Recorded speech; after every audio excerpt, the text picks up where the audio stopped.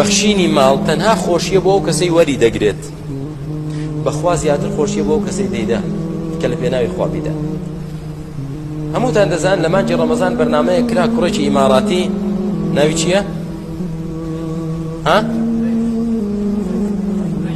غەیث. لە مانگی ڕەمەزان بە شار و بە وڵاتەکاندا دەگەڕا و حاڵەتێکی دۆزی بە پێویستی بە هاوکاری دەیکرد. پێتان وایە ئێستا ئەو پیاوە چەندێک دڵخۆش بێت، ئینشاڵڵا خالسە لە پێناوی خوا کردوێتی دڵخۆش. کێ لە ئێمە حەز ناکات لە شوێنی ئەو وایە؟ کێ لە ئێمە حەز ناکات لە شوێنی؟ هەمومان غیبتەی پێ دەبین. سبحان الله، چەند نعمەتێکە ئینسان پارەیە بێت و ئاوا دڵی خەڵک خۆشکە. کەواتە براکەم کە تۆ سەخی بیت و معطی بیت و بەخشەر بی، هەر لە دنیا بۆ خۆت خۆشە، سەرت بەرزە، خۆشەویستی.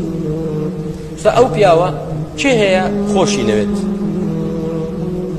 مەکە شەیطان خۆشی نەوێت و بێ باوەڕەکان خۆشیان نەوێت، وانە کاکەوە بەخوا خێری بنووسی ماشاءالله دەگەڕێ خەڵک لە ناڕەحەتیەکی قورس ڕزگار دەکا، لە ئەزمەیەک، لە ضیقێک، لە مەزەقێک، ئەی خوا خێری بنووسێ. بەڕاستی کارێکی بە هەمووی خۆشی دەوێت. بزانە ئەی ئەو کەسێک کە هەیەی و بەخیلە هیچ نابەخشێ، خەڵکم ڕقی لێتی چێ خۆشی دەوێت؟ کەس خۆشی ناوێت.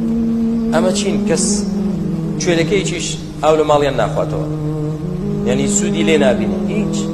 کەواتە برا ئەوەی بەخیلە هەم بۆ دنیای خراپە، ئەی بۆ قیامەتیشی سيطوقون ما بخلوا به يوم القيامة. ئەو ماڵەی کە پێویست بوو بیبەخشن نەیان بەخشی، دەکرێت بە تەوقێک لە گردنیان دەکرێت بە تەوق چیە بە کوردی؟